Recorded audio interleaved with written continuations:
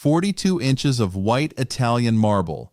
That was the standard counter height in a 1920 Fountain Specialty Company catalog, housed now at the Smithsonian. 42 inches, the exact distance between a chrome stool and the place where a man set down a nickel for a cherry phosphate and looked at the woman 2 stools over and decided to say something. That counter was where Americans went to fall in love before there was a word for dating. By the 1940s, soda fountains anchored nearly half of the 25,000 drugstores in the United States. In New York City alone, 2,800 pharmacies served fountain lunches. The marble counter was not furniture. It was infrastructure, social infrastructure as critical as the post office or the church pew. And then, inside a single generation, almost every one of them was ripped out and hauled to a landfill. The death was not accidental.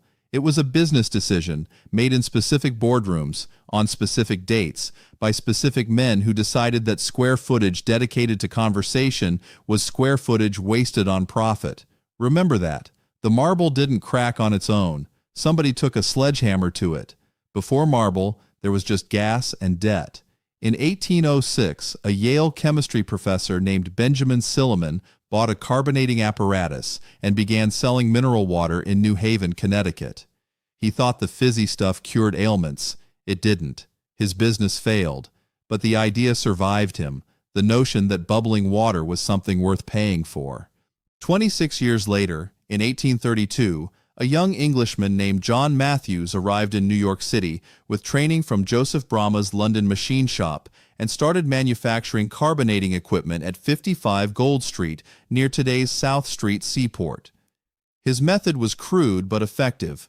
Sulfuric acid poured over pulverized marble dust inside a lead-lined cast-iron box. The chemical reaction produced carbonic acid gas. A worker rocked the sealed tank for 30 minutes until the gas saturated the water. Then the charged liquid was piped upstairs to a tap room. Matthews needed marble dust by the ton.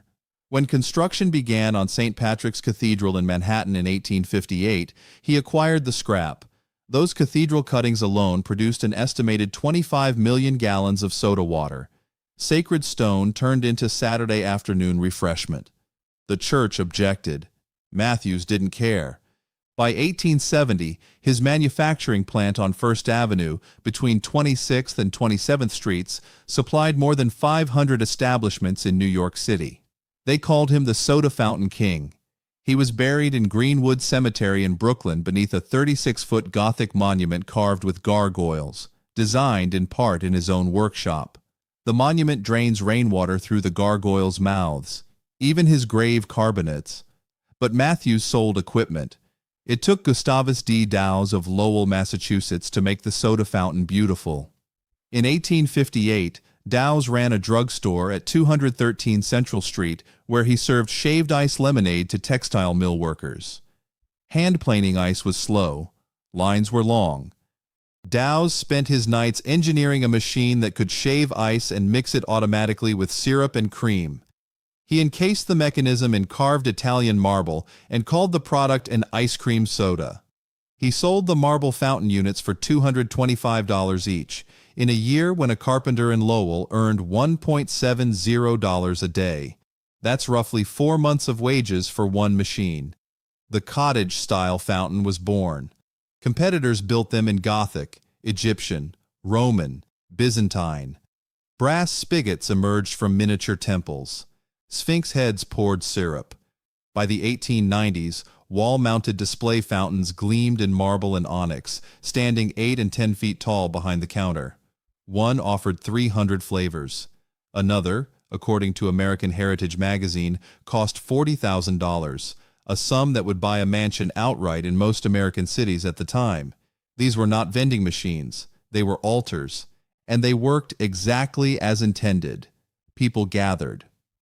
In October 1874, Robert M. Greene, a soda vendor at the Franklin Institute Exposition in Philadelphia, ran out of fresh cream for his carbonated drinks and substituted vanilla ice cream.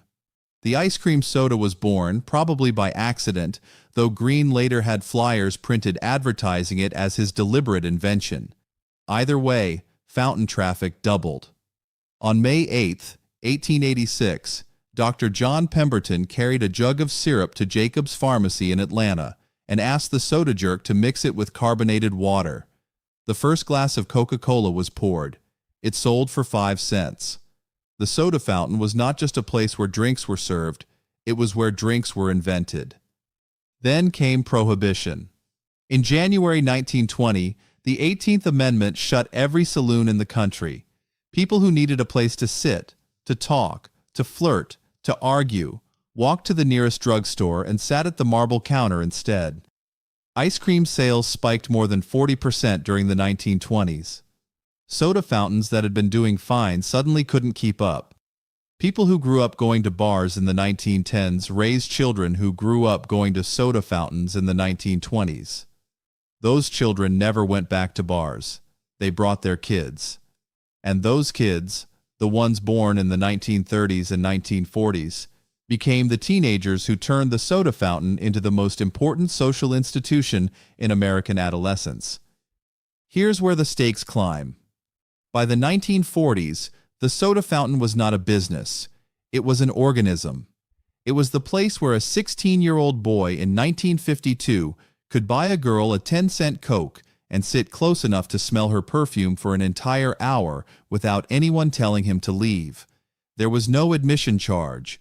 There was no minimum order. The marble counter did not care if you had money. Historians still argue over exactly how many soda fountains operated at their peak. The number varies depending on whether you count only pharmacy fountains or also include those in dime stores, department stores, train stations, and standalone soda shops. Trade estimates from the late 1940s suggest tens of thousands, perhaps as many as 50 or 60,000, though no single census captured them all. What is clear is that the pharmacy fountain alone was nearly universal. By the early 1920s, according to Pharmacy Times, almost every drugstore in America had one installed. Anyone who walked into one of those places in 1953 or 1954 understood something that is difficult to communicate now. The soda fountain was the only indoor public space in most American towns where you were not required to buy anything expensive, dress formally, or explain your presence. You could just be there. If your parents met at a soda fountain, and millions of Americans' parents did, you exist because of a marble counter. That's not nostalgia. That's genetics. If this is the kind of story that makes you pay attention, where the real history lives behind something everyone takes for granted, that subscribe button is right there. We dig into the things nobody else covers. More of this is coming. Now, who killed it? The Standard account says suburbs and car culture and bottled Coca-Cola and drive-in restaurants all conspired together, and that's partly true. Dairy Queen opened its first franchise in 1940. McDonald's went national in the 1950s. The interstate highway system pulled foot traffic away from Main Street storefronts. But the specific, traceable kill shot came from inside the pharmacy itself. In 1950, Walgreens, one of the largest pharmacy chains in America, introduced full self-service stores.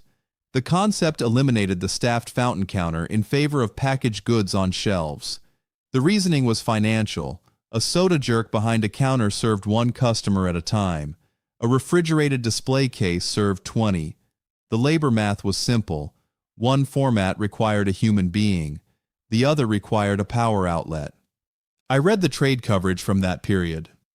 Drug Topics, one of the pharmacy industry's leading publications, ran a special section on fountain management as late as August 1951, recommending cranberry chiffon pie recipes and discussing the merits of square bays for counter layout at a drugstore in Gulfport, Mississippi. Within 10 years of that article, the same publication was running obituaries for the format. Walgreens operated 17 soda fountain locations in New York City. By 1970, that number was 1. Not 17 minus a few. 17 minus 16. Whelan's, another major pharmacy chain, closed most of its New York counters in the same window. This was not a gradual fade. This was amputation. The reason was margin. A soda fountain required a trained operator, constant cleaning, perishable inventory, specialized equipment maintenance, and a counter that consumed 20 to 40 linear feet of prime retail floor space.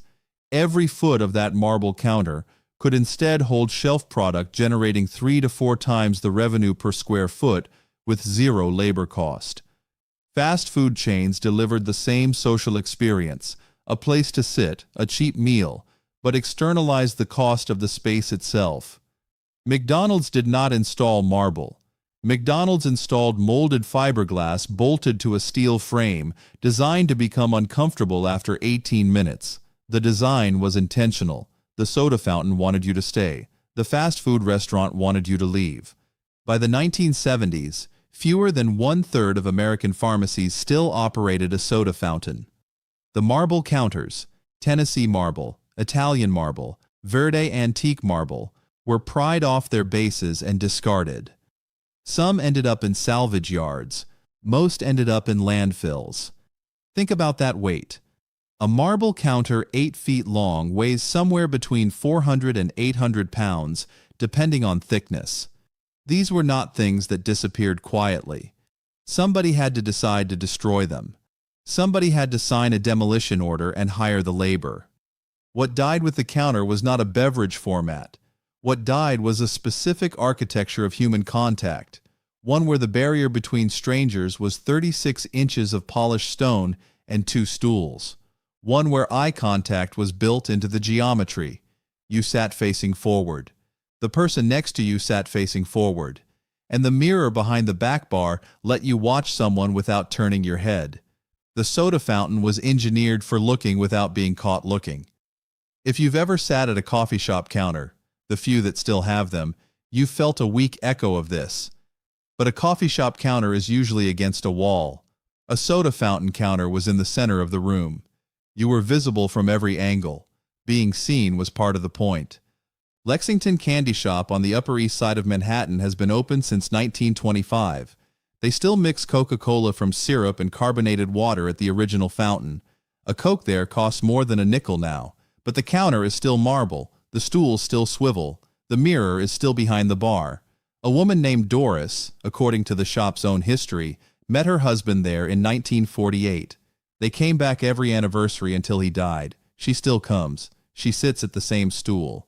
If that story hit you, if you understand that buildings shape the humans who enter them, hit like on this one. It tells us to keep digging into these stories. The numbers won't let you look away from what was lost. In 1931, nearly half of 25,000 American drugstores served lunch at fountain counters. By the 1980s, the few remaining fountains were curiosities, preserved the way you'd preserve a taxidermied bird, behind glass, under fluorescent light, stripped of function. A soda jerk in the 1940s earned somewhere between $1,200 and $2,400 a year, depending on the city. The records are incomplete, and tips were rarely documented. But the job was skilled labor.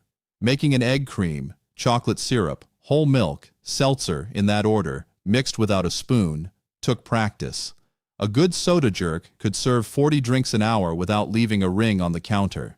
That skill set has no modern equivalent. Nobody trains for it. Nobody lists it on a resume. People over 60 remember the sound of a soda fountain. People under 40 have never heard it. The hiss of pressurized CO2 releasing into a glass. The chunk of the syrup pump. The metallic ring of a long-handled spoon against a fluted sundae glass. These are not decorative details. These are the sounds of a room full of people choosing to be near each other. Your grandparents didn't swipe right.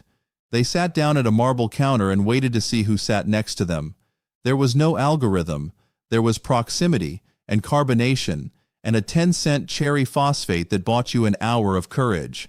John Matthews mixed acid and cathedral marble in a basement on Gold Street in 1832. 120 years later, his invention was the center of American social life. 20 years after that, accountants killed it because the square footage was worth more empty. 42 inches of Italian marble. That was the measurement. The distance between a stranger and a conversation. Between a nickel and a lifetime. Between a counter stool and the person you'd marry. Nobody makes that counter anymore.